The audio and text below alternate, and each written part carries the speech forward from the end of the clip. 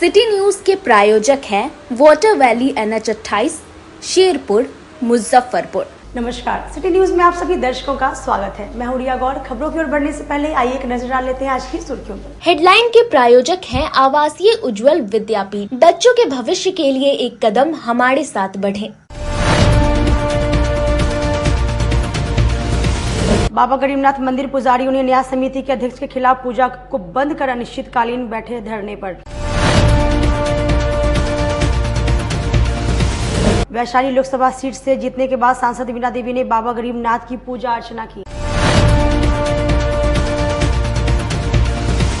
और तुर्की थाना क्षेत्र के कफीन रेलवे ट्रैक पर एक महिला का शव मिलने से मची हड़कंप। तो ये थी आज की सुर्खियां, आप खबरें विस्तार से। न्याय समिति के अध्यक्ष के खिलाफ बाबा गरीबनाथ मंदिर के पुजारियों ने अनिश्चितकालीन धरने की शुरुआत की। इस वक्त हम मौजूद हैं मुजफ्फरपुर के बाबा गरीबनाथ दरबार में, जहां पर एक साथ सारे पुजारियों ने पूजा पाठ कराना बंद कर दिया है। हमारे पीछे आप कैमरे की मदद से देख सकते हैं कि मंदिर अध्यक्ष श्री मिहिर कुमार सिंह के द्वारा पुजारी को धमकाने के विरोध में अनिश्चितकालीन पूजा पाठ को बंद करवा दिया गया है। यहाँ पर जितने पुजारी हैं सब लोग एक साथ धरने पर बैठ गए हैं। इस वक्त हमारे साथ बाबा गरीबनाथ धाम के प्रधान पुजारी विनय पाठक हैं। आइए जानते हैं इनसे क्यों ये अनिश्चितकालीन पूजा पाठ को बंद करा दिया गया, क्या मामला है? देखिए, मामला ये है कि अध्यक्ष जी ने जो निर्णय लिया है उसके विरुद्ध में जो निर्णय इस पर लिखा हुआ है अभिषेक पाठक जी का, सिंह पाठक निष्कासन और पिंकू पाठक जी को जो उन्होंने फोन पर जो बताया है उसके आलोक में जो निर्णय लिया, उस पर सारे पंडित पुजारी मामला के लोग जो माली जितने भी सब अनिश्चितकालीन के लिए हड़ताल पर बैठे हुए हैं। इससे जितने भी पूजा पाठ मुंडन है, बाबा के दर्शन पूजा छोड़ के सारा कार्य बाधित। मतलब कोई पूजा पाठ है, ये मुंडन वगैरह गाड़ी पूजा नहीं, कोई पूजा पाठ कोई नहीं करते नहीं। कब तक? अनिश्चितकालीन है। अब देखिए क्या होता है, जब तक कोई प्रशासन का निर्णय नहीं हो जाता है तब तक कोई लोग करेंगे। हमारे साथ बाबा गरीबनाथ धाम के महंत अभिषेक पाठक भी जुड़ रहे हैं। आइए इनसे जानते हैं क्यों अनिश्चितकालीन हड़ताल की जरूरत पड़ी है, क्या मामला है? देखिए, मामला ये है कि यहाँ के जो अध्यक्ष है मिहिर कुमार सिंह, जो अभी वर्तमान में प्रधान सचिव भी है पंचायती राज विभाग के, उनके तो लगी फरमान जो मंदिर में जारी होती है, मंदिर को के पुजारी को पूजा से वंचित कर देना, फोन पे धमकी देना कि हम गोली भी चलवाते हैं, लाठी भी चलवाते हैं, और 4-5 MLA को भी पीट चुके हैं। तो मैं इनसे ये जानना चाहता हूँ कि ठीक है, पंडित तो होता ही है गाली सुनने के लिए, कितना वो पूजा पाठ कराए कुछ भी करे, लेकिन पंडित को लोग गाली देते ही है। ये 5 जो MLA को पीटे हुए हैं, जरा उनका सोचिए, उनसे लिया जाए। और यहाँ पे सारे पंडित पुजारी, सफाई कर्मी, नाई अनिश्चितकालीन धरना पे इसलिए बैठे हैं, जब तक यहाँ के सचिव अध्यक्ष इस्तीफा नहीं देंगे हम लोग यहाँ पे कोई कार्य नहीं करने जा रहे हैं। सिर्फ बाबा का जलाभिषेक होगा, प्रधान पूजा होगा। इससे पहले भी आपके ऊपर FIR दर्ज किया गया था अध्यक्ष महोदय। सारा झूठा FIR मेरे ऊपर है। हम यहाँ के कोई पुजारी है नहीं, हमको तनख्वाह पे न्याय समिति नहीं रखी हुई है। हम यहाँ के सेवई थे, जब से बाबा गरीबनाथ का दरबार है तब से मेरा खानदान यहाँ पे सेवैती करते चला आ रहा है। तो लगी फरमान जारी कर दे के अभिषेक पाठक को निकाला जा रहा है। पहले इस मुल्क से ये पूछा जाए, यहाँ के जो वर्तमान DO पूर्वी अमित कुमार, जो अभी प्रधान सचिव है यहाँ के अध्यक्ष मिहिर कुमार सिंह, क्या अभिषेक पाठक यहाँ का नौकर है? नहीं, यहाँ अभिषेक पाठक सेवक है। यहाँ अभिषेक पाठक पूजा पाठ नहीं कराता, यहाँ सिर्फ बाबा का पूजा करता है। ये अभिषेक पाठक को निकाल दिए, उनके अंदर का कलर का अभिषेक पाठक कि उनको निकाल दिए। कोई मामूली चीज है अभिषेक पाठक, उनको निकाल दिए। इनका क्या औकात है कि हमको निकालेगा? आने वाले समय बाबा गरीबनाथ इनको निकाले कहाँ फेंकेंगे? ये अपने दिन का टेंशन ले। इसलिए हम लोगों ने सारा पंडित पुजारी, नाई, सफाई कर्मी सबको अपने अपने काम से वंचित करके अनिश्चितकालीन धरना पर बैठे हैं। हमारे साथ मंदिर के एक और महंत है जिनको अध्यक्ष महोदय द्वारा धमकाया गया था, गोली चलवाने का इनको बोला गया था कि आगे सुधार लीजिए वरना आपके ऊपर गोली भी चलवाने का। क्या मामला था आपके साथ में? एक ऑडियो आपका वायरल हो रहा था। मेरे साथ में कोई ऐसा मामला नहीं था। उनका फोन आया, उन्होंने कहा कि महाराज जी आप खाना पीना खा रहे हैं? हमने कहा हम खा रहे हैं। तो 2 हाथ आप मजबूत रखिए, हम आपको लाठी से हम पिटवा देंगे। आप लोग तो गोली नहीं चलाए होइएगा, लेकिन हम गोली भी चलाते हैं और गोली भी हम चलवा देंगे। एक IAS IPS अधिकारी जो है फोन पर हमसे जो है ऐसे ऐसे बोले हैं। और फिर बाद में उन्होंने कहा कि मैं 5 गो MLA के भी हमने पीटा है। एक गरीबनाथ न्याय समिति के अध्यक्ष प्लस मुजफ्फरपुर के कमिश्नर भी थे और तीसरा में पंचायती राज की वो सचिव भी है। एक IAS अधिकारी का ऐसा वर्षन हो ये तो कोई क्रिमिनल का हो सकता है। भर्सन जब से आपको धमकाया गया है, डर भी लग रहा है? डर भी लग रहा है? हाँ, आपको जब से धमकी दी गई है, डर भी लगता है? बहुत ज्यादा डर है, क्योंकि वो बड़ी पदाधिकारी है। उनका 10 को अच्छा भी होगा चला, 10 को खराब भी होगा चला। किसी से भी मेरे साथ वो कुछ भी करवा सकते हैं। हम ही नहीं, मेरा पूरा परिवार जो है, यह सदमे में कभी भी मेरे साथ कुछ भी हो सकता है। सुरक्षा के लिए कहीं गुहार लगाएं? हम सुरक्षा के लिए मुख्यमंत्री से भी कहे हैं, ठीक है, और हमारे जो जिला प्रशासन है, हम उनको भी बोले हैं कि हमारी सुरक्षा की जाए, ठीक है। और मंदिर से जो है अध्यक्ष सचिव को जो है यहाँ से हटाया जाए, या तो उनको हटाइए, नहीं तो उनसे इस्तीफा लीजिए और नए व्यक्ति को जो है गरीबनाथ मंदिर न्यास समिति का अध्यक्ष और सचिव बनाया जाए। अब सुन रहे थे बाबा गरीबनाथ धाम के जो पुजारी हैं अमरनाथ पाठक, जिनको न्यास समिति के अध्यक्ष मिहिर कुमार सिंह द्वारा फोन पर धमकी दी जाती है कि लाठी भी चलवाने आता है और गोली भी खिलवाने आता है। तो आप सुन रहे थे बाबा गरीबनाथ धाम के पुजारी लोग को इनका साफ तौर पे कहना है, अध्यक्ष मिहिर कुमार सिंह इस्तीफा दो। तब तक के लिए मैं अपने सहयोगी विकास के साथ विकास गोस्वामी, सिटी न्यूज, मुजफ्फरपुर। तुर्की ओपी क्षेत्र के कफेन रेलवे ट्रैक के समीप एक महिला का शव मिलने से पूरे इलाके में हड़कंप मच गई। जिले के तुर्की थाना क्षेत्र के कफेन गांव निवासी 30 वर्षीय अंजलि कुमारी का शव रेलवे ट्रैक के किनारे मिला। शव मिलने की सूचना पर स्थानीय लोगों की भीड़ उमड़ पड़ी। लोगों ने इसकी सूचना स्थानीय थाने को दी है। थाना मौके पर पहुंची पुलिस ने कागजी कार्रवाई करने के बाद शव को परिजनों के हवाले कर दिया। वहीं परिजनों ने हत्या का आरोप लगाते हुए एफआईआर दर्ज करने की मांग की। पुलिस द्वारा इनकार करने पर परिजनों ने जमकर हंगामा किया। मृतका के भाई शशांक कुमार ने बताया कि बहन के ससुराल वालों ने उसे मारकर उसका शव रेलवे ट्रैक के किनारे रख दिया, जिससे उसका शरीर 4 टुकड़ों में कट गया है। पुलिस इसमें एफआईआर करने से मना कर रही है। अरे हम लोगों को तो पता चला कि मर गई है, आए तो देखे कि ट्रैक कट के मर गई है। उसके बाद देखे वहाँ पे कि भाई अलग माने रखे हुए है, ट्रैक से उठा के समीट उमीट करके, उसमें उसके गर्दन में दाग भी है, सारा जेवर उबर खोल लिए हुए है उसका। इससे पता चल रहा है कि उसको मार के ट्रैक पर रख दिया गया। क्या नाम था? रूपम नाम था, अंजलि कुमार ऐसे उसका मतलब सर्टिफिकेट नेम था। कितना उम्र? उम्र वही 30 के आसपास। घर पटेढ़ा बुजुर्ग हुआ, ऐसे मैंने ससुराल हुआ कप्तेन में। यहाँ पे जहाँ हुआ, मतलब जहाँ उसका शादी हुआ था उसका तुर्की से कि बहन घर पर नहीं है, कि लालगंज गई। हम बोले नहीं, लालगंज तो नहीं आई है। तब हम बोले ठीक है आते हैं। तब जब मोटरसाइकिल से आए तो रास्ते में फोन आ रहा है कि दीदी ट्रेन से कट गई। फिर वहाँ के ग्रामीण से पता चला कि ये लोग घर में मार के और ट्रेन के नीचे फेंक के और शरीर को कटवा दिए हुए हैं। क्या भाग में शरीर कटा हुआ है? शरीर 4 भाग में कटा हुआ है। हाथ है अलग अलग। हाँ। मृतका का नाम क्या है? मृतका का नाम है अंजलि देवी। किसके घर में शादी की? श्याम किशोर पांडे। श्याम किशोर पांडे ससुर है, बराबर दीदी को टॉर्चर करते थे, कभी और दुल्हा भी। कहाँ शादी की हुई थी? शादी कफेन, दरियापुर कफेन। किसके घर? श्याम किशोर पांडे के घर पे। कब शादी हुई? 7 साल हो गया शादी। बाल बच्चा भी है? जी, एक लड़का एक लड़की है। कितने साल के? 7 साल के। एक लड़का 6 साल के लड़की है, 7 साल के लड़का।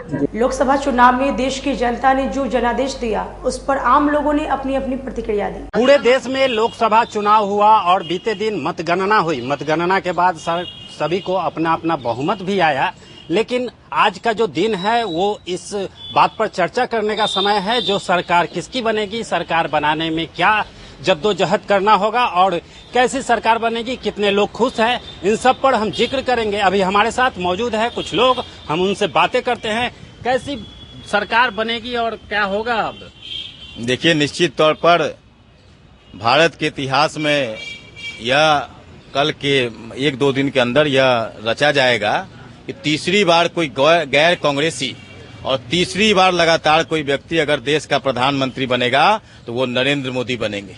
और तीसरी बार प्रधानमंत्री इसलिए बनेंगे कि हम 5वीं से तीसरी अर्थव्यवस्था पूरे विश्व में भारत को बनाने जा रहे हैं। और जो जनता का विश्वास, अटूट विश्वास मिला एक देख लीजिए कि ये 10 साल के रीजन में भारतीय जनता पार्टी और एनडीए के सरकार में कई कड़े निर्णय और कई कठोर निर्णय लिए गए, जैसे सीए हो, धारा 370 हो, 35A हो, चाहे वो नोटबंदी का दौर हो, ये सब के पार। और 10 साल के एंटी इनकम्बेंसी के बाद हम आज पुनः एनडीए की सरकार बनाने जा रहे हैं। और मोदी जी, हमको लगता है 1 से 2 दिन के अंदर, आज 6 तारीख है, 8 तारीख तक मोदी जी की शपथ भी हो जाएगी।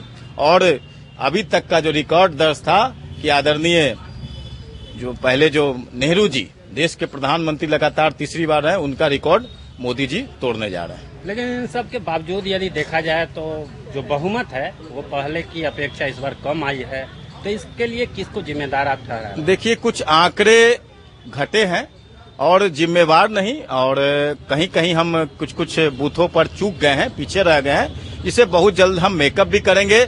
और आप एक देखें तो पूरे इंडी गठबंधन के जितने सीटें आई हैं वो भारतीय जनता पार्टी उसको मिलाकर जो है 240-242 भारतीय जनता पार्टी की सीटें हैं। अब पूरे इंडी गठबंधन वो भी नहीं पहुंच पाए। मैं आपके चैनल पे बराबर बोलता आया हूं कि कांग्रेस आपको पिछला रिकॉर्ड आप उठा के देख ले कि कांग्रेस 2 अंक पार नहीं करेगी, और कांग्रेस फिर 2 अंक में ही समा गई। और एक चीज और होने जा रहा है, आप ये जान लीजिए कि बहुत जल्दी खेला होने भी जा रहा है। अब इनके नेता प्रतिपक्ष कौन होंगे, इसकी लड़ाई अब शुरू होगी। कभी कोई चाचा रूठेंगे, कभी कोई मौसा रूठेंगे, कभी कोई फूफा रूठेंगे, और कौन होगा नेता प्रतिपक्ष, इसकी लड़ाई शुरू हो जाएगी। और देश के विश्वास पर मोदी जी पूरी तरह से खड़े उतर रहे हैं। इंडी गठबंधन की बात करेंगे तो इंडी गठबंधन भी ऑफर कर रहा है नीतीश कुमार को कि आपको वो सब कुछ नहीं चलने वाला है, कुछ नहीं चलने वाला है। नीतीश कुमार जी सर्वमान्य नेता हैं, बिहार के यशस्वी मुख्यमंत्री हैं, बिहार को उन्होंने बहुत कुछ दिया है, और बिहार की जनता और एनडीए के साथ एक बड़ी भूमिका निभाने वाले नीतीश कुमार जी हैं। और नीतीश कुमार जी भारतीय जनता पार्टी एनडीए के साथ पूरी तरह से खड़े हैं। आपके मन में यह सवाल इसलिए आ रहा है कि डोरे डालने तो उन्होंने कल से ही शुरू कर दिया 12 बजे के बाद। कभी वो नायडू जी को फोन मिला रहे हैं, कभी नीतीश कुमार जी को फोन मिला रहे हैं, कभी चिराग जी को फोन मिलाया जा रहा है, कभी अन्य नेताओं को भी फोन, मांझी जी को फोन मिलाया जा रहा है। तो ये सब कुछ होने वाला नहीं है। जिस तरह से बिहार में ये 17 महीने के लिए चोर दरवाजे से आ गए थे इंडी गठबंधन, राष्ट्रीय जनता दल वाले और कम्युनिस्ट वाले, वो अब देश में नहीं चलने वाला है। देश मोदी की गारंटी पर पुनः सरकार बनाने जा रहा है, और नीतीश कुमार जी उसके एक अहम हिस्सा होंगे। तो यहाँ पर इनका कहना था कि जो एनडीए है वो अपना सरकार बनाएगी, घबराने की बात नहीं है, सरकार हमारी ही बनेगी। तो और लोग हैं, हम उनसे भी जानेंगे। अभी इंडी गठबंधन की बात करें तो इंडी गठबंधन ऑफर दे रहा है नीतीश कुमार को कि आपको प्रधानमंत्री बनाया जाएगा, तो नीतीश कुमार क्या इस फैसले को? देखिए, वो ऊपर का खेल है, ऊपर चल रहा है, क्या होगा नहीं होगा आने वाला 2-3 दिन में क्लियर हो जाएगा। लेकिन इतनी सच्चाई है जो देखने को मिल रहा है कि हिंदुस्तान की जनता ने इस बार नफरत की दीवार को तोड़ा है और मोहब्बत की दीवार को पसंद किया, जिसका जीता जागता मिसाल ये है कि जो लोग ये कहा करते थे कि जो राम को लाए हैं हम उनको लाएंगे, भगवान श्री राम ने बता दिया अयोध्या में कि अयोध्या में राम भक्त रहते हैं, अंध भक्त नहीं रहते हैं। इसलिए भाजपा वहां की सीट हारी, सीधा साधा जवाब है। इसलिए कल मंगल का दिन था, हनुमान जी का कल गद्दा चला है बहुत प्यार से, और ऐसा गद्दा चला है कि लोग अभी होश नहीं संभाले हैं। आने वाले 2-3 दिनों में आपको पता चलेगा, चाहे सरकार जिसकी भी बने, अब संसद के अंदर वो दादागिरी नहीं चलने वाली है, उठा के किसी सांसद को बाहर फेंक दो या जो मर्जी हो कर लो। अब पावर से सरकार चलेगी और हिंदुस्तान विकास की राह पे चलेगा। आने वाला दिन इसका भविष्य भी तय करेगा। क्या लगता है विपक्ष में कोई नेता चुना जाएगा या इसी तरह? बिल्कुल चुना जाएगा। नेता ही नेता है, अंधभक्त नहीं है। आप देखिएगा, जो हम लोग जितनी जानकारी है, जो लोग हम लोग समझ रहे हैं, आरएसएस भी एक मिशन में चल रहा है। नरेंद्र मोदी जी का आने वाले वक्त में क्या होगा, अमित शाह का, गुजराती भाइयों का, वो आने वाला वक्त भी आपको बताएगा। आरएसएस के अच्छे लिस्ट में इन लोगों का नाम नहीं है। ये इसलिए नहीं है कि हिंदुस्तान की जनता इनको पसंद अब नहीं करती है। भगवान श्री राम कितना आप उस चर्चा करोगे भाई। हिंदू मुस्लिम मंदिर मस्जिद अब भूल गया लोग। यहाँ बेरोजगारी का सवाल है, यहाँ नौकरी शिक्षा की सवाल है। जनता जागरूक हो चुकी है, नौजवान बिलबिला रहे हैं। ये सब को देखते हुए जो रिजल्ट आया है उससे साफ जाहिर होता है कि अब देश की जनता अब गुमराह होने वाली नहीं है। जितना इन लोगों को करना था कर लिए, अब कोई इन लोगों का दादागिरी नहीं चलने वाला है और जनता सोच समझ के मैंडेट दी है और निश्चित रूप से जो 4-5 दिन में आ जाएगा रिजल्ट। आपको आप देख लीजिएगा कि प्रधानमंत्री देश का ऐसे आदमी बनने जा रहा है जो आप सोच नहीं सकते हो। गरीब का बेटा बनेगा और देश का भविष्य उज्जवल होगा। अयोध्या में राम मंदिर भी बना और राम मंदिर पर राजनीति भी हुई, लेकिन बात करेंगे नरेंद्र मोदी को, तो नरेंद्र मोदी वहां से हार गए। इसका क्या कारण है, आइए हम जानते हैं क्या कारण है वहां से उनको सीट नहीं मिला, वो सीट लूज कर गए। देखिए, सबसे पहले तो मैं आपके चैनल के माध्यम से बिहार की तमाम जनता को धन्यवाद देता हूं, जो उन्होंने अपार जन समर्थन आदरणीय नीतीश कुमार जी के प्रति विश्वास व्यक्त किया और इतने बहुमत से यहां एनडीए गठबंधन को जिताया। क्या लग रहा है कि विपक्ष में कि कौन नेता सामने आएगा?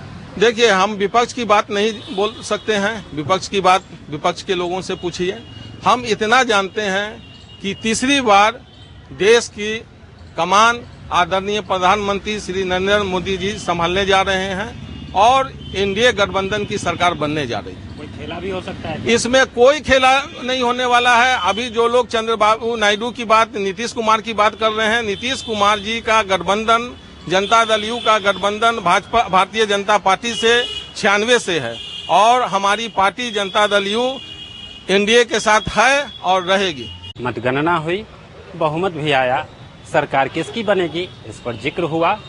तो इसी तरह की खबरों के साथ आप बने रहे। विश्व पर्यावरण दिवस पर उप महापौर डॉक्टर मोनालिसा ने आम लोगों के बीच पौधा वितरण किया। आज विश्व पर्यावरण दिवस के मौके पर मुजफ्फरपुर नगर निगम के उप महापौर डॉक्टर मोनालिसा ने लोगों के बीच पौधा वितरण किया। मौके पर डॉक्टर मोनालिसा ने पौधे लगाकर लोगों से प्रकृति को बचाने का आह्वान किया। लोगों से सुरक्षित जीवन और पर्यावरण संतुलन के लिए पौधे लगाने और उनकी देखरेख करने की अपील की।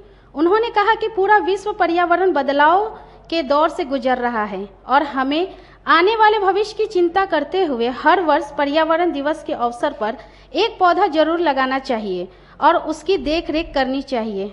पौधे केवल शुद्ध वायु ही नहीं देते, साथ ही कई प्रकार की घातक बीमारियों की दवा भी देते हैं।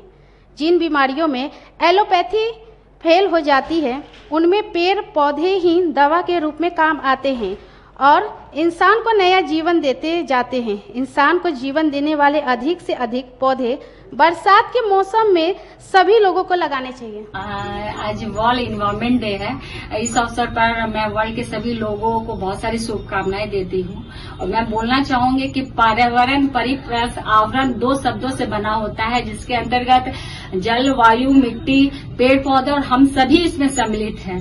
तो इसमें एक भी डिस्टर्ब होगा तो वातावरण में पॉल्यूशन और वातावरण डिस्टर्ब होगा ही।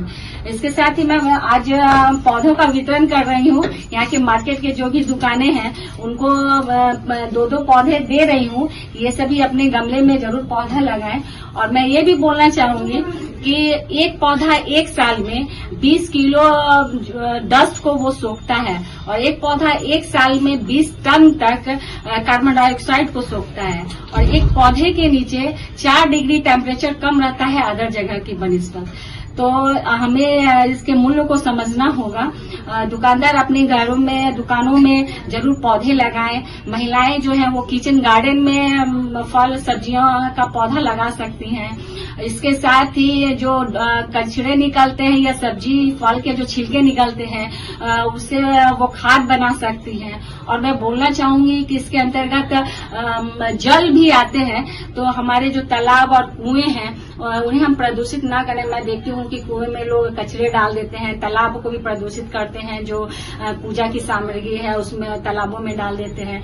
तो ये सब ना करें। नदियों में लोग पूजा की सामग्री डाल देते हैं, मूर्तियों का विसर्जन नदियों में हो जाता होता है जिससे जल प्रदूषित होता है। तो मेरी विनती है आप सभी से कि नदियों को, कुओं को, तालाबों को प्रदूषित न करें। इसके साथ आप सबों को बहुत सारी शुभकामनाएं। वक्त हो चला छोटे से ब्रेक का, लेते हैं छोटा सा ब्रेक। तब तक आप बने रहिए हमारे साथ, देखते रहिए सिटी न्यूज मुजफ्फरपुर। अपने सपनों की आशिया को दे एक नई पहचान माँ भवानी डेकोर प्राइवेट लिमिटेड के साथ, जो है ऑथराइज्ड डिस्ट्रीब्यूटर ऑफ कजारिया। देश की मिट्टी से बनी टाइल से देश को बनाते हैं, और जहां मिलती है सभी प्रकार के Indian and imported granite, marble, sanitary एवं कोटा स्टोन का अनोखा एवं आकर्षक संग्रह। माँ भवानी डेकोर प्राइवेट लिमिटेड मतलब a complete floor solutions. New 0 mile Dadar road Muzaffarpur. Call 9934753111। उत्तर बिहार का पहला नीलकमल एक्सक्लूसिव शोरूम खुल गया है आपके अपने शहर में। नीलकमल इंडिया की फेवरेट फर्नीचर ब्रांड है। इस कंपनी के सभी रेंज एक ही छत के नीचे आपको मिलेंगी। होम फर्नीचर, ऑफिस फर्नीचर की सभी रेंज यहाँ उपलब्ध है। कंपनी का एक्सक्लूसिव शोरूम होने के कारण 40% तक की विशेष छूट मिल रही है। इसके अलावा 0% इंटरेस्ट के साथ बैंक से फाइनेंसिंग की भी सुविधा उपलब्ध है। तो देर मत कीजिए, एक बार हमारे यहाँ अवश्य पधारे।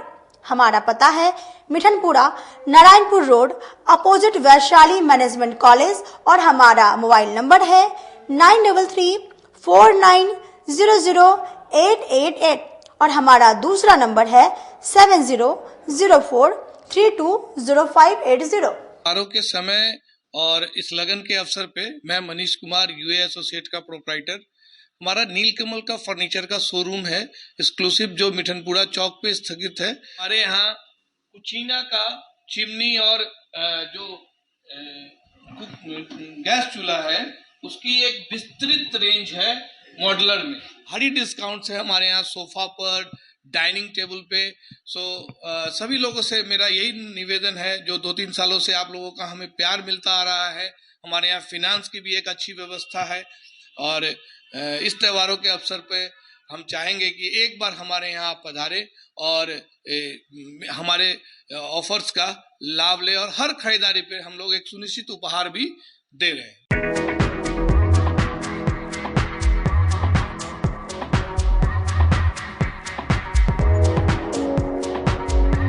गर्मी में अपने पूरे परिवार के साथ मस्ती करना चाहते हैं तो चले आइए वाटर वैली में, जो कि कच्ची पक्की चौक से 2 किलोमीटर दूर शेखपुर NH के समीप स्थित है। शहर के लोग यहाँ मोटरसाइकिल और कार से काफी आसानी से पहुँच सकते हैं। यहाँ आप अपने परिवार के साथ फुल मस्ती कर सकते हैं।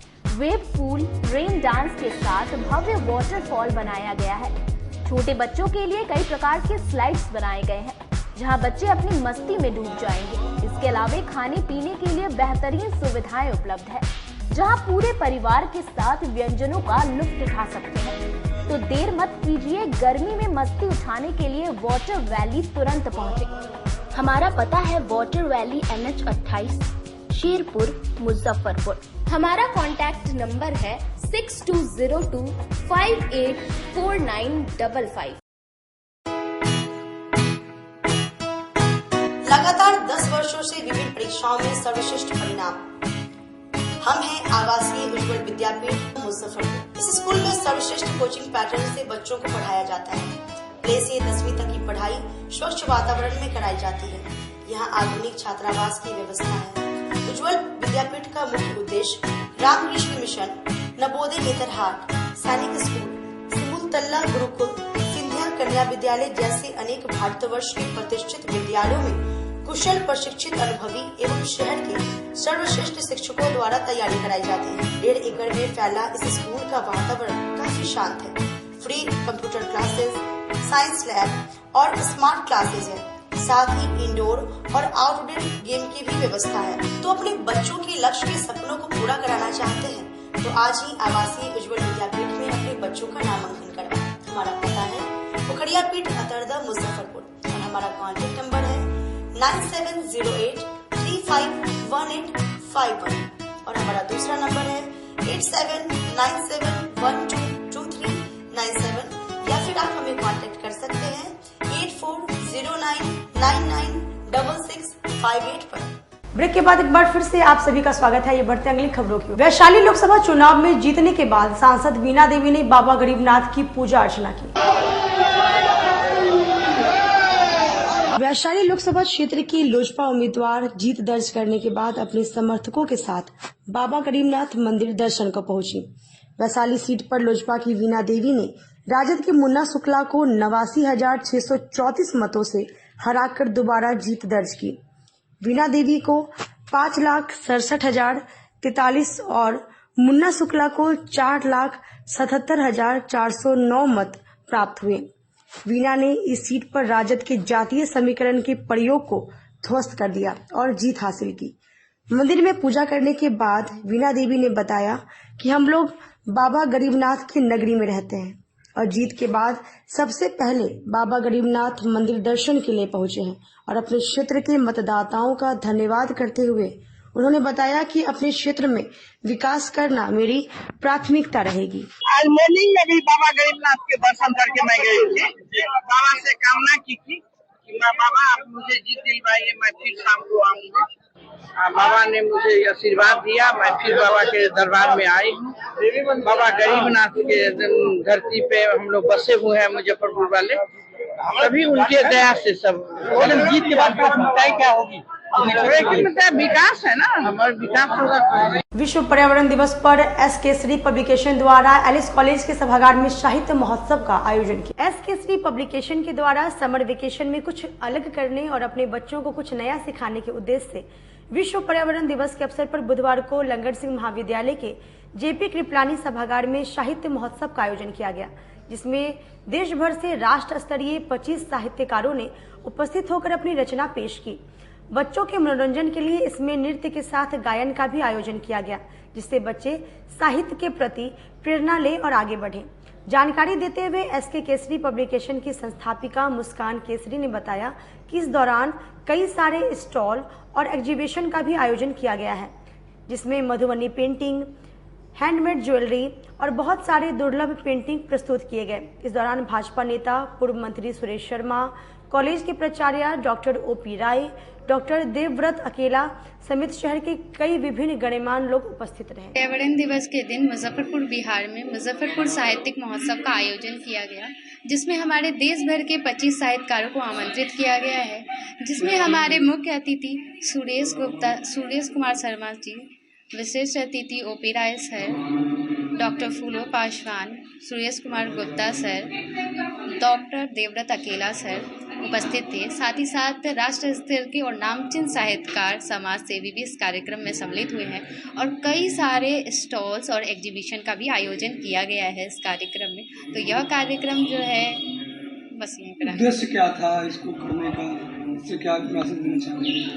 क्यों ना इस समर वेकेशन हम लोग कुछ अलग करें, अपने बच्चों को कुछ नया सिखाएं। इसलिए इसमें बच्चों के लिए है ना मनोरंजन करने के लिए इसमें नृत्य का भी आयोजन किया गया है, गायन का भी और कई सारे स्टॉल और एग्जीबिशन का भी, ताकि हमारे बच्चे है ना साहित्य के प्रति प्रेरणा ले और आगे बढ़ सके। एग्जीबिशन में क्या कुछ रहा? एग्जीबिशन में है ना मधुबनी पेंटिंग थी, उसके अलावा रेशन आर्ट्स देखने को मिला, हैंडमेड ज्वेलरी देखने को मिला और साथ ही साथ बहुत सारे पेंटिंग्स थे जो शायद आज के समय में मिलना असंभव था। विश्व पर्यावरण दिवस पर मारवाड़ी युवा मंच सांस्कृतिक शाखा द्वारा वृक्षारोपण किया गया। मारवाड़ी युवा मंच मुजफ्फरपुर संस्कृति शाखा द्वारा विश्व पर्यावरण दिवस पर बुधवार को बालूघाट जंगली माई स्थान स्थित अमन बुटीक में पेड़ लगाया गया। मौके पर कार्यक्रम संयोजिका नेहा गौतम अग्रवाल ने कहा कि आज विश्व पर्यावरण दिवस है। इस अवसर पर पर्यावरण को बढ़ावा देने के लिए शाखा के सदस्यों के द्वारा विभिन्न तरह के पेड़ लगाए गए हैं, जिससे हमारा पर्यावरण स्वच्छ रहेगा एवं सभी को इस प्रदूषण वाले वातावरण से स्वच्छ हवा मिलेगी। वहीं शाखा मीडिया प्रभारी दीपिका जाजोदिया ने कहा कि आजकल हम लोग जिंदगी पाने के चक्कर में जिंदगी से दूर होते जा रहे हैं, पेड़ पौधे काटते जा रहे हैं, जिससे ऑक्सीजन की कमी हो गई है। हम लोग पैसे देकर ऑक्सीजन खरीद रहे हैं। इस सबसे अच्छा है कि हम पेड़ लगाएं और पर्यावरण को सुरक्षित रखें, जिससे हमें सही और शुद्ध ऑक्सीजन मिल सके और हमें बाहर से ऑक्सीजन खरीदने की आवश्यकता नहीं पड़े। मनीषा भाभी, पूजा भाभी, रश्मि भाभी, रेणु केजरीवाल सब ने हम लोग ने पेड़ लगाया और हमारी अध्यक्ष सोनल अग्रवाल और अच्छा के लिए। आज के समय में हम लोग जिंदगी को पाने के लिए जिंदगी से दूर होते जा रहे हैं, पेड़ पौधे कटते जा रहे हैं, ऑक्सीजन कम होता जा रहा है। आज एक एक ऑक्सीजन को हम लोग इतने इतने पैसे देकर खरीद रहे हैं। उससे अच्छा है कि हम पेड़ लगाएं और पर्यावरण को बचाएं। इसीलिए आज हम लोगों ने पेड़ लगाया है। आज के लिए बस इतना ही। कल फिर मिलेंगे तमाम खबरों के साथ। तब तक आप मुझे पूरी निश्चिंत को दीजिए इजाजत। नमस्कार।